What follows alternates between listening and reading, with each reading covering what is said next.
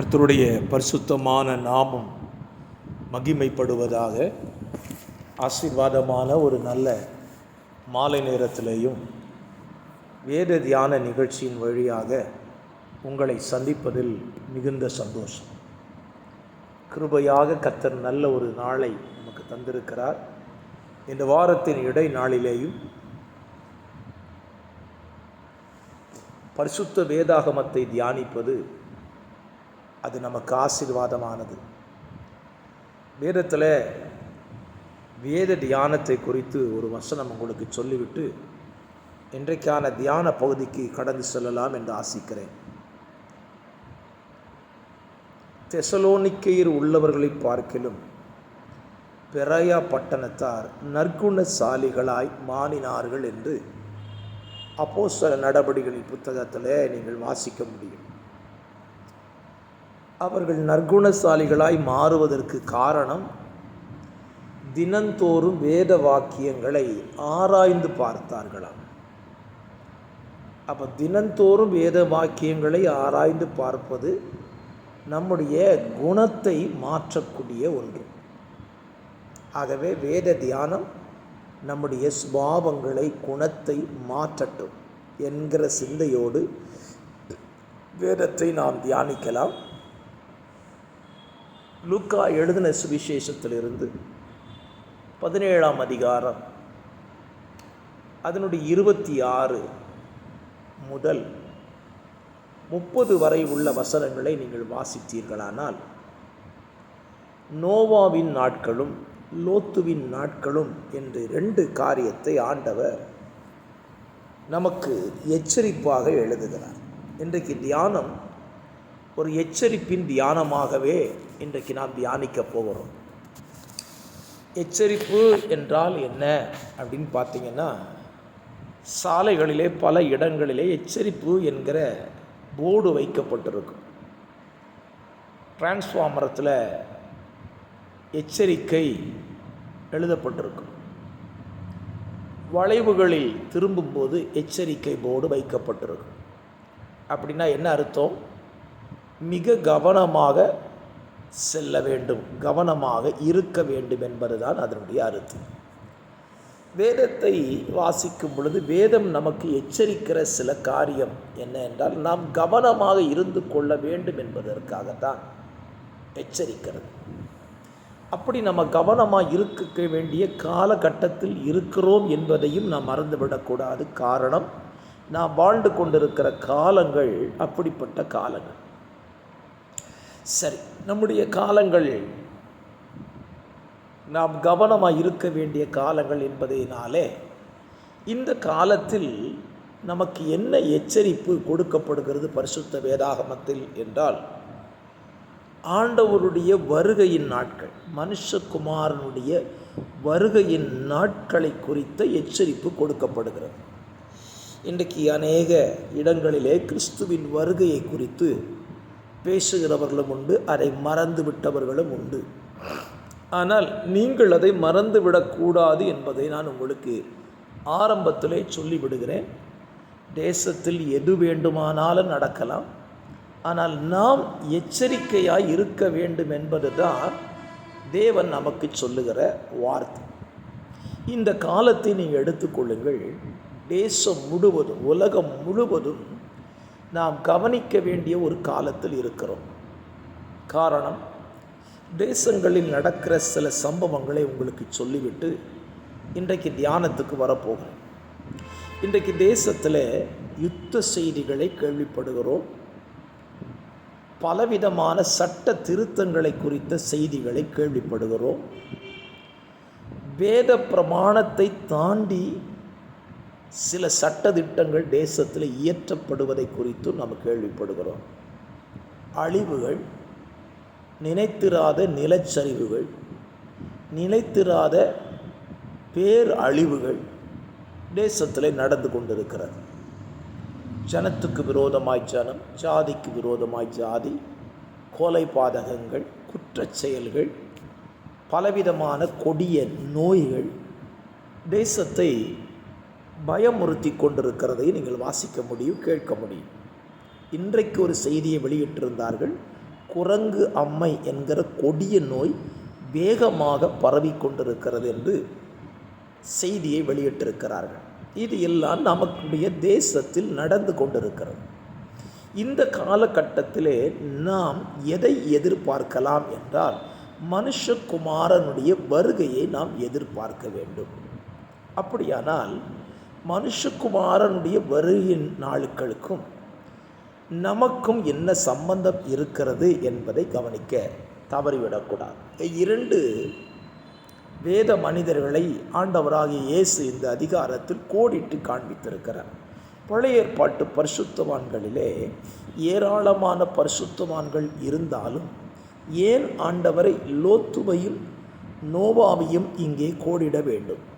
ஆபிரகாமை குறித்து சொல்லவில்லை, ஈசாக்கை குறித்தோ, யாக்கோபை குறித்தோ, மோசேயை குறித்தோ, சாமுவேலை குறித்தோ, தானியேலை குறித்தோ, தாவீதை குறித்தோ இங்கே சொல்லாமல் மனுஷகுமாரனுடைய நாட்களுக்கு நோவாவையும் லோத்துவையும் சொல்ல காரணம் என்ன என்பதை நீங்கள் சிந்திக்க வேண்டும். இவர்கள் 2 பேரும் வாழ்ந்த காலங்கள் மனசாட்சியின் காலங்கள், பிரமாணம் இல்லாத காலங்கள். அவர்கள் மனசாட்சியிலே என்ன தோன்றுகிறதோ அதை செய்யக்கூடியவர்கள். இன்றைக்கும் விசுவாச பிரமாணத்தின் காலமாக இருந்தாலும் நம்முடைய மனசில் என்ன தோணுதோ அதைத்தான் செஞ்சுக்கிட்டு இருக்கிறோம். அதுதான உண்மை. நம்ம மனசில் சரின்னு பட்டால் சரின்னு செய்கிறோம். அதை யாராவது தவறுன்னு சொன்னால் ஏற்றுக்கொள்ள மாட்டோம். நம்முடைய மனசு தான் நம்மை நடத்துகிறது. அதை நீங்கள் ஏற்றுக்கொண்டு தான் ஆக வேண்டும். அப்படித்தானே?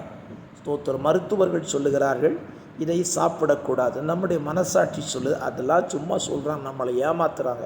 நம்ம சாப்பிட்டா என்ன? மனசாட்சிக்கு நாம் கீழ்ப்பட்டு விடுகிறோம். இப்படி மனசாட்சியின்படி வாழுகிற காலத்தில் இருந்த 2 நபரை குறித்து தான் ஆண்டவர் எழுதி வைத்திருக்கிறார். அதிலே முதலாவது நபர் நோவா. நோவா தன்னுடைய மனசாட்சியிலே அவன் சரியாக தேவனுக்கு முன்பாக இருந்திருக்கிறான். அவனுடைய காலத்தில் வாழ்ந்தவர்களுக்குள்ளே அவன் நீதிமானாய் உத்தமனாய் இருந்தான், அவனுடைய மனசாட்சியின்படி. என கேட்கிற கர்த்தருடைய பிள்ளைகளே, இந்த காலங்களில் நீங்கள் வாழ்ந்து கொண்டிருக்கிற இந்த காலத்தில் எல்லா ஜனத்தை விட நீங்கள் எப்படி வாழ்கிறீர்கள் என்பது தான் முக்கியமே தவிர, அவர்கள் எல்லாரும் இப்படி வாழுகிறார்கள் ஆகவே நானும் இப்படி வாழ்வேன் என்று சொல்லிவிடக்கூடாது. அவர்கள் எல்லாரும் அப்படி வாழ்ந்தாலும் நீங்கள் நோவாவை போல வித்தியாசமாய் வாழ அழைக்கப்படுகிறீர்கள் என்பதுதான் உண்மை.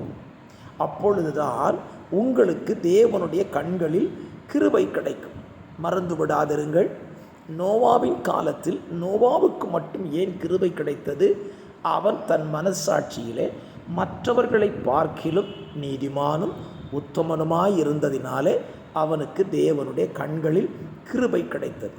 இந்த மாலை வேளையிலே உங்களை பார்த்து சொல்லுவேன், நீங்கள் இப்பொழுது வாழ்ந்து கொண்டிருக்கிற இந்த 2024 ஆண்டிலே உங்களை சுற்றிலும் இருக்கிற எல்லா ஜனங்களை பார்க்கிலும் நீங்கள் நீதிமானும் உத்தமனுமாய் இருந்தால் உங்களுக்கு கர்த்தருடைய கண்களில் கிருபை கிடைக்கும்.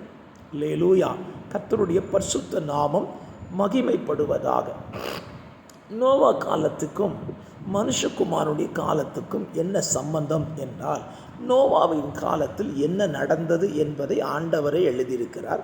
ஜனங்கள் புசித்தார்கள், குடித்தார்கள், பெண் கொண்டு கொடுத்தார்கள். புசித்தார்கள், குடித்தார்கள், பெண் கொண்டார்கள், பெண் கொடுத்தார்கள். 4 காரியத்தை சொல்லுகிறார்.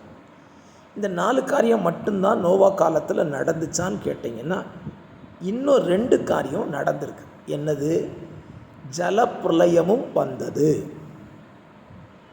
5வது காரியம். 6வது காரியம், நோவா பேழைக்குள் பிரவேசித்தான், 6வது காரியம். கவனிங்க, நோவா காலத்தில் 6 காரியம் நடந்துச்சு.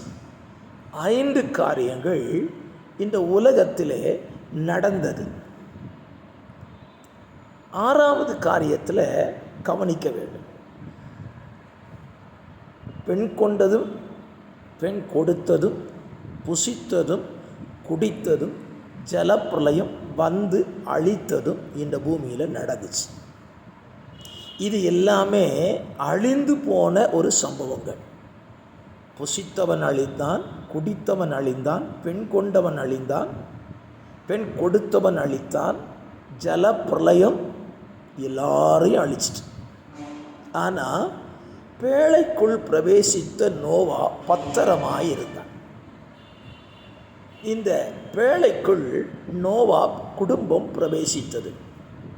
என்னை கேட்கிற கர்த்தருடைய பிள்ளைகளே, இந்த காலத்தில் நீங்கள் பார்க்கிற மனிதர்கள் புசிக்கிறார்கள், குடிக்கிறார்கள், பெண் கொடுக்கிறார்கள், அழிவு வருகிறது என்று தெரியாமல் கூட வாழ்ந்து கொண்டிருக்கிறார்கள். வயநாடில் ஏற்பட்ட அழிவு அப்படித்தானே? அவர்களுக்கு இப்படி ஒரு அழிவு வரும் என்று அவர்களுக்கு தெரியாது. தெரிந்திருந்தால் தப்பித்திருந்திருப்பார்கள். அழிவே அவங்களுக்கு தெரியலை. நேற்று முன்தின தினத்தில் வட மாநிலத்தில் ஏற்பட்ட மிகப்பெரிய நிலச்சரிவு. மனிதர்கள் மரணம் இல்லையே தவிர நிலச்சரிவு மிக அபாயமாக இருந்தது.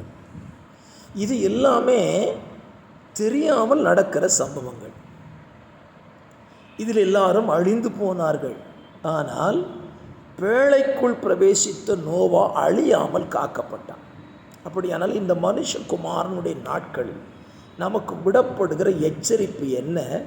தேவனை ஏற்றுக்கொண்ட, தேவனை நம்புகிற தேவ பிள்ளைகளாக இருக்கிற நீங்கள் பேழைக்குள் பிரவேசிக்க வேண்டும் என்பதுதான் தேவனுடைய விருப்பம். புரிந்து கொண்டீங்களா? பேழை என்பது என்ன? ஜலப்பிரளயத்துக்கு தப்பி பிழைப்பதற்காக உருவாக்கப்பட்ட ஒரு பாதுகாப்பான ஒரு இடம். இன்றைக்கும் தேவன் தேசத்தில் ஒரு பாதுகாப்பான ஒரு இடத்தை வைத்திருக்கிறார் என்றால் அது சபை என்கிற பேழை தான், மற்றபடி எதுவுமே இல்லை. சபை என்கிற பேழைக்குள் யார் ஒருவன் பிரவேசிக்கிறானோ அவன் தேசத்தில் ஏற்படுகிற எந்த அழிவிலும் காக்கப்பட்டு விடுவான். புரிந்து கொண்டீங்களா? சரி, இப்போ நோவா பேழைக்குள் பிரவேசித்து விட்டான். இந்த பேழைக்குள் பிரவேசித்த நோவாவுக்கு வெளியே வரக்கூடிய எந்த வாய்ப்பும் கிடையாது. காரணம், பேழைக்குள் பிரவேசித்த நோவாவினுடைய பேழையின் கதவை பூட்டினவர் கர்த்தர். நம்ம நிறைய நேரத்தில் பேழைக்குள்ளே வர்றோம், பேழையை விட்டு வெளியே போயிடுறோம். ஏன்? அந்த கதவு இன்னும் பூட்டப்படலை. அதனால தான் பேழைக்கு வர்றது, பேழையை விட்டு போகிறது, வர்றது போகிறது. பாருங்க, நோவாவின் காலத்தில் ஜலப்பிரளயத்துக்கு பின்பு நோவா பேழையிலிருந்து ஒரு காகத்தை வெளியே விட்டான். அது போகிறதும் வருகிறதுமா இருந்தது. இன்றைக்கு நிறைய கர்த்தருடைய பிள்ளைகளுடைய வாழ்க்கையை யோசித்து பாருங்கள். சபைக்கு வர்றது, சபையை விட்டு போயிடுறது, பிறகு சபைக்கு வர்றது, சபையை விட்டு போயிடுறது. இது அவங்க நிலைமை. அவங்க என்ன நினைக்கிறாங்க? எப்போ வேணாலும் சபைக்கு வரலாம், எப்போ வேணாலும் போகலாம். தவறு. இப்போ நீங்கள் எப்போனாலும் சபைக்கு வரலாம், சபையை விட்டு போகலாம், திரும்ப சபைக்கு வந்து கொள்ளலாம். ஆனால் ஒரு காரியத்தை புரிஞ்சுக்கோங்க, ஒரு நாள் நீங்கள் பிரவேசித்து கொண்டிருக்கிற, வந்து போய் கொண்டிருக்கிற இந்த பேழையின் கதவு அடைக்கப்படும். எதற்காக? நீங்கள் காக்கப்படும்படியாக தேவன் அந்த பேழையை அடைக்கப் போகிறார். அதுதான் எச்சரிப்பு. நம்ம எப்போதும் போல நம்ம சௌரியத்துக்கு பேழையில் வரலாம், வேலையை விட்டு போயிடலாம், நினச்சா வரலாம், நினச்சா போயிடலாம் நினைக்காதீங்க. நீங்கள் அப்படி நினைத்து கொண்டிருக்கிற நாளில் தேவன் கதவை அடைத்திருந்தால் நீங்கள் உள்ளே இருந்தால் தப்பிச்சுக்குவீங்க. ஒருவேளை வெளியே இருந்தால் அழிவதற்கான வாய்ப்புகள் ஏராளம் இருக்கு. நீங்கள் நினைக்கலாம், நான் தான் சபைக்கு அப்பப்போ வந்து போயிட்டு இருந்தேனே, நான் எப்படி அழிக்கப்படலாம்? நான் சொல்கிறேன், சபைக்கு வந்து போனவன் அழிக்கப்பட்டான்னு சொன்னால் அந்த நோவா கட்டின பேழையில் ஏராளமான பேர் வேலை செஞ்சுருப்பாங்களே, அவங்கெல்லாம் காக்கப்பட்டிருக்கணும்ல. வேலை செய்தவர்கள் அல்ல, வந்து போனவர்கள் அல்ல, அந்த பேழையில் தங்கினவர்கள் அழிவில் நின்று காக்கப்படுவார்கள். ஆகவே என்னை கேட்கிற அருமையான கர்த்தருடைய பிள்ளைகளே, நீங்கள் இந்த காலத்தில் அழிவில் நின்று காக்கப்பட வேண்டுமானால் சபை என்கிற பேழைக்குள்ளே நிரந்தரமாய் தங்கிவிடுங்கள். அதுதான் உங்களுக்கு சேஃபே தவிர நீங்கள் வந்து போய் இருந்தீங்கன்னா அது உங்களுக்கு பாதுகாப்பு கிடையாது. நான் சொல்லலை, பைபிள் சொல்லு. வேதாகமம் சொல்லுகிறதை நான் உங்களுக்கு சொல்லுகிறேன். நீங்கள் அழிக்கப்படாமல் பாதுகாப்பாக இருப்பதற்கு சபை என்கிற பேழைக்குள் நிரந்தரமாக தங்கிவிடுங்க. ஆண்டவர் எப்போ வேணாலும் கதவை போட்டுட்டோம், நீங்கள் பேழையை விட்டு வெளியே போயிடாதீங்க. முதல் எச்சரிப்பு. ரெண்டாவது எச்சரிப்பு என்ன அப்படி பார்த்தீங்கன்னா, லோத்து சோதோமை விட்டு புறப்பட்ட நாளில் அப்படின்னு எழுதப்பட்டிருக்கு. நோவா பேழைக்குள் பிரவேசிக்கும்போது உள்ளே போனவரவு அழிவு வந்துச்சு. ஆனால் லோத்து வெளியே போனவரவு அழிவு வந்துச்சு. அப்படி என்ன நமக்கு ஒரு எச்சரிப்பு இங்கே இருக்குது. என்ன எச்சரிப்பு? லோத்துவை குறித்து 2 பேதுரு 2வது அதிகாரத்தில் அப்போஸ்தலனாகிய பேதுரு எழுதுகிறார், நீதிமானாகிய லோத்து. சரிதானா? இந்த நீதிமானாகிய லோத்து சோதோம் கொமாராவை விட்டு வெளியே செல்லுகிற ஒரு நாள் இருக்கிறது. இவன் சோதோம் கொமாராவுக்குள்ளே வந்தான், இப்போ வெளியே போக போகிறான். இவன் வெளியே போனால் சோதோம் கொமாரா அழிய போகிறது. சோதோம் கொமாராவினுடைய காரியத்தை குறித்து லோத்துவின் நாட்களில் என்ன நடந்துச்சு? ஜனங்கள் புசித்தார்கள், குடித்தார்கள், கொண்டார்கள், விற்றார்கள், நட்டார்கள், கட்டினார்கள். 6 காரியம் நடந்துச்சு. புசித்தல், குடித்தல், கொண்டல், விற்றல், நட்டல், கட்டல். 6 காரியம் நடந்துச்சு. இதையெல்லாம் இன்னைக்கும் நடக்குது. நீங்கள் பாருங்கள், புசிக்கிறீங்களா, குடிக்கிறீங்களா, கொடுக்குறீங்களா, விற்கிறீங்களா, வாங்குறீங்களா, கட்டுறீங்களா, எல்லாம் நடக்குதுல்ல. லேண்டு வாங்குறவங்க, லேண்டு விற்கிறவங்க, பில்டிங் கட்டுறவங்க, எல்லாம் நடக்குது. விவசாயம் நடக்குது. ஏன்னா எது நடக்கலை? நீதிமானாகிய லோத்து பட்டணத்தை விட்டு இன்னும் வெளியே போகலை. அப்படின்னா எச்சரிப்பு என்ன? நீதிமானாய் இருக்கிறவர்கள் பட்டணத்தை விட்டு வெளியே செல்லும் காலம் சமீபித்து விட்டது. கர்த்தருடைய பிள்ளைகள் இந்த உலகத்தை விட்டு வெளியே செல்லக்கூடிய காலம் சமீபித்து விட்டது. அந்த காலத்தில் தான் நாம் வாழ்ந்து கொண்டிருக்கிறோம். ஆண்டவர் நமக்கு ஒரு எச்சரிப்பை கொடுக்க போகிறார். இந்த பட்டணத்தை விட்டு நீ வெளியே செல்லு என்கிற எச்சரிப்பை கொடுக்கிறார். என்ன எச்சரிப்பு தெரியுமா? ஆதியாகமம் 19ஆம் அதிகாரத்தில் லோத்துவுக்கு சொன்ன எச்சரிப்பு. அவர்கள் வெளியே கொண்டு வந்து விட்ட பின்பு அவர்களை பார்த்து, உன் ஜீவன் தப்ப ஓடிப்போ, இந்த சமபூமியில் நில்லாதே, திரும்பி பார்க்காதே, நீ அழியாதபடி மலைக்கு ஓடிப்போ. அவனுக்கு அந்த காரியம் சொல்லப்பட்டது பாருங்க. நீதிமானாகிய லோத்துவுக்கு சொல்லப்பட்டது தான் இன்றைக்கு நமக்கும் சொல்லப்படுகிறது. நாம் நீதிமான்கள், ஆண்டவரை ஏற்றுக்கொண்டிருக்கிறோம், நீதிமான்களாய் வாழ்ந்து கொண்டிருக்கிறோம். நமக்கு சொல்லப்படுகிற வார்த்தை என்ன? உன் ஜீவன் தப்ப நீ ஓடு, பின்னிட்டு பாராதே, இந்த சமபூமி எங்கும் நில்லாதே, நீ அழியாதபடி மலைக்கு ஓடிப்பு. அப்போ நீதிமான் பட்டணத்தை விட்டு வெளியே சென்றால் பட்டணத்துக்கு அழிவு வருவது நிச்சயம். இப்போ நீதிமான் யார்? அதான கேள்வி. யார் வெளியே போகிறான்னு முதல்ல கண்டுபிடிக்கணும்ல. எந்த நீதிமான் வெளியே போகிறான்? ஒரு பட்டணத்தை, ஒரு கிராமத்தை எடுத்துக்கொள்ளுங்கள். ஒரு நீதிமான் வெளியே போகிறான்னா அந்த பட்டணத்துக்கு அழிவு காத்திருக்கிறது. ஒரு உதாரணம் சொல்லுங்கள். ஏசாயா தீர்க்க தரிசன புஸ்தகம் 57ஆம் அதிகாரத்தில் 2ஆம் வசனம் இருக்கிறது. நீதிமான் எடுத்து கொள்ளப்படுகிறான். தீங்கு நாட்கள் வருவதற்கு முன்பதாகவே நீதிமான் எடுத்து கொள்ளப்படுகிறான். இதை ஒருவரும் சிந்திக்கிறதில்லை. ஒரு பட்டணத்தில், ஒரு கிராமத்தில், ஒரு குடும்பத்தில் நீதிமான்கள் எடுக்கப்படுகிறார் என்றால் நீங்கள் கவனிக்க தவறக்கூடாது. தேசத்தில் நீதிமான் பெருகினால்தான் பட்டணம் களிகூறும். துன்மார்க்கர் பெருகினால் நீதிமான்கள் மறைந்து கொள்வார்கள். நீதிமான்கள் குறைய குறைய துன்மார்க்கம் பெருகும். துன்மார்க்கம் பெருகினா அழிவு நிச்சயம். இன்றைக்கி வாழ்ந்து கொண்டிருக்கிற காலத்தை யோசித்து பாருங்கள். நீதிமான்களை தேட வேண்டியிருக்கிறது. நீதிமான்கள் இல்லை.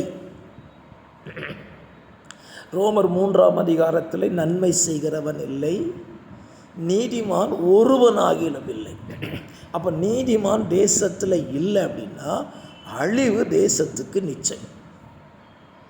இன்றைக்கு தேசங்கள் ஏன் அழிக்கப்படுகிறது? தண்ணீரினாலே, பூமி பிளந்து, இயற்கையின் சீற்றங்களினால ஏன் தேசங்கள் அழிகிறது? அந்த தேசத்தில் நீதிமான்கள் எடுக்கப்பட்டு கொண்டிருக்கிறார்கள். எச்சரிப்பின் செய்தியை நீங்கள் புரிந்து கொள்ளுங்கள். நீங்கள் ஆராதிக்கிற திருச்சபையில் நீதிமான்கள் குறைய குறைய அழிவு நிச்சயம் என்பதை மறந்துவிடக்கூடாது. நீங்கள் வசிக்கிற பட்டணத்தில், நீங்கள் வசிக்கிற கிராமத்தில், நீங்கள் வேலை செய்கிற ஸ்தலத்தில் யார் அதிகம் இருக்கிறார்கள் என்பதை நீங்கள் கணக்கிட்டு கொள்ளுங்கள். இங்கே ஒரு வேலை செய்கிற இங்கே ஒரு ஸ்தாபனத்தில், அந்த ஸ்தாபனத்தில் நீதிமான்கள் நிறைய பேர் இருந்தால் அங்கே அழிவு குறைவு. அங்கே நீதிமான்கள் இல்லை என்றால் அழிவு பெருகும். அதுதான் உண்மை. சோதோம் கொமோரா பட்டணம் முழுவதும் அழிந்து போகாமல் தடுத்து கொண்டிருந்தது யாரால்? அந்த நீதிமானாகிய லோத்துவால். அவன் இருக்கிற வரைக்கும் அந்த பட்டணத்தை அழிக்க ஆண்டவரால் முடியாது. என்னை கேட்கிற கர்த்தருடைய பிள்ளைகளே, உங்கள் வாழ்க்கையில் யோசித்து பாருங்கள். நீங்கள் ஆராதிக்கிற திருச்சபையில், நீங்கள் வாழுகிற கிராமத்தில், நீங்கள் வாழுகிற பட்டணத்தில் யார் அதிகம் வசிக்கிறார்கள்? நீதிமான்களா, துன்மார்க்கர்களா? அதிகம் வசிப்பது யார்? இதை நீங்கள் கால்குலேட் பண்ணி பார்க்கணும். ஒரு குடும்பம் எடுத்துக்கொள்ளுங்களேன். உங்கள் வீட்டுக்குள்ளே 5 பேர் வாழ்கிறீங்க. 5 பேரில் நீதிமான்கள் எத்தனை பேர்? கால்குலேட் பண்ணுங்கள். 5 பேர் வாழ்கிற இடத்துல குறைந்தபட்சம் ஒரு 3 பேர் நீதிமான்கள் இருக்கலாம். இல்லை ஒரு நீதிமான் தான் இருக்கிறீங்களா? இல்லை நீதிமானே இல்லையா? யோசித்து பாருங்கள். 5 பேர் இருக்கிற இடத்துல ஒரு நீதிமான் இருந்தால் அவனும் மரித்து போனான் என்றால் அந்த குடும்பம் அழிவுக்கு நேராய் போய்கொண்டிருக்கிறது. அப்படியானால் என்ன செய்ய வேண்டும்? நீதிமான்கள் பெருகுவதற்காக ஜெபிக்க வேண்டும். தேசத்தில் துன்மார்க்கம் பெருகிட்டு இருக்குதுங்க. துன்மார்க்கர் பெருகி கொண்டிருக்கிறார்கள், நீதிமான்கள் இல்லை. இன்றைக்கி சபைகளை எடுத்துக்கொள்ளுங்க. யார் பெருகிட்டு இருக்கிறா? சபைக்குள்ள உலகம் பெருகிட்டு இருக்குது. உலகத்தின் வேஷங்கள் பெருகுகிறது, உலக சிற்றின்பங்கள் பெருகுகிறது. பரிசுத்தம் பெருகலை, உண்மையுள்ளவர்கள் பெருகலை. யார் பெருகிக்கிட்டு இருக்கிறார்? சத்தியம் பேசுகிறவர்கள் இல்லை. சபைக்குள்ள பாவத்தை குறித்து பேச முடியல, பாவத்தை கண்டிக்க முடியல. ஏன்? சபையில் பெருகி போனவர்கள் யார்? சத்தியத்தை வெறுக்கிறவர்கள் பெருகி போனார்கள். உலகத்தை நேசிக்கிறவர்கள் தான் சபைக்குள்ளே பெருகி இருக்கிறார்கள். நான் சொல்லுவேன், சபைக்குள் உலகமும் உலகத்தை நேசிக்கிறவர்களும் பெருகுவார்களானால் அது அழிவுக்கு நேராய் வைக்கப்படுகிறதே தவிர ரட்சிப்புக்கு நேராய் வைக்கப்படாது. ஆகவே என்னை கேட்கிற அருமையான கர்த்தருடைய பிள்ளைகளை, இந்த மாலை வேளையில் சாந்தமாக இந்த வார்த்தையை கேளுங்க. நமக்கு ஒரு 2 எச்சரிப்பை தான் ஆண்டவர் சொல்லி வச்சிருக்கிறார். நோவா பேழைக்குள்ளே இருந்ததுனால காக்கப்படுகிறான். லோத்து பேழையை பட்டணத்தை விட்டு வெளியே போனதுனால அவன் காக்கப்படுகிறான். உங்கள் வாழ்க்கையை யோசித்து பாருங்கள். நீங்கள் பேழைக்குள்ளே இருந்து பாதுகாப்பாக இருக்கிறீங்களா? தேசத்தில் பெருகி வருகிற அக்கிரமத்தை விட்டு வெளியே போய் உங்களை நீதிமான்களாய் காத்து கொள்ளப் போகிறீர்களா? நீதிமான்களின் பெருக்கத்தை கையில் எடுக்கப் போகிறீர்களா? சிந்தித்து வாழ்க்கையை சரிப்படுத்தி கொள்ளுங்கள். கர்த்தர் நிச்சயமாக உங்களை ஆசீர்வதிப்பார். ஜெபிக்கலாம். பரிசுத்தம் உள்ள நல்ல பிதாவே, இந்த நல்ல மாலை வேளையில் எச்சரிப்பாக தியானித்த வேத வசனத்தின்படி நாங்கள் பேழைக்குள் இருக்கட்டும், நீதிமான்களாய் வாழ்ந்து வெளியே செல்லக்கூடிய காலத்தில் நீதிமான்களாய் வெளியே செல்ல எங்களுக்கு உதவி செய்யும். வார்த்தைகளை கேட்கிற பிள்ளைகளை ஆசீர்வதி. இயேசுவின் நாமத்தில் ஜெபிக்கிறேன் நல்ல பிதாவே, ஆமேன் ஆமேன்.